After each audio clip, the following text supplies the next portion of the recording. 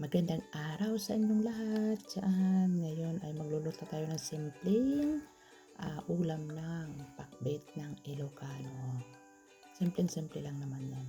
Ngayon ay naglagay tayo ng tubig ng kaunti. So ilagay natin yung mga sahog-sahog niya dyan. So yung mga sibuyas, kamatis, bawang, at saka yung dried na tinapa. So ayan, kumulo na yung tubig niya.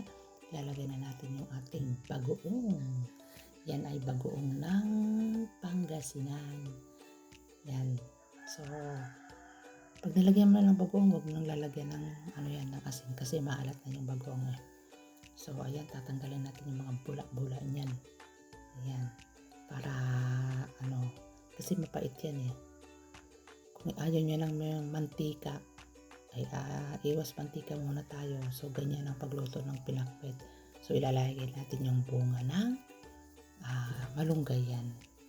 So, ganyan lang ang luto. Simpleng lang. Pagka yan, takpan ulit kasi matigas yan eh. Matigas yung na yan, malunggay. So, ayan. Kumulo na siya.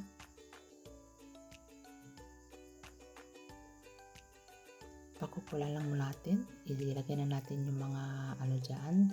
Sitaw, okra, o ayan na, kalabasa, lahat-lahat na yan. Yung mga medyo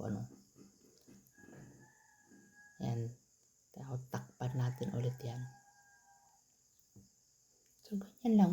Kung gusto nyo nang ilagay yung yung galunggong din dyan sa ibabaw niyan, mas masarap pa. So, ako kasi yan lang ang ko. Simpleng ulam lang. Lagyan mo na lang yung kalabasa kasi mas malambot ang kalabasa. Lagyan na lang ng magic sarap. Kung ayaw ng magic sarap, huwag nyo nang lagyan. Optional lang yan. So, ayan. Simpleng madaling gawin at bagay na bagay sa mga mahihilig sa lutong bahay. Tara. So, ayan na yan guys. Tapos na. Di masarap na rin yan. So, salamat po sa inyong lahat dyan.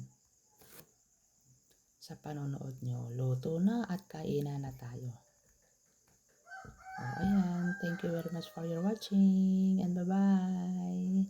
Para isa na ng isda.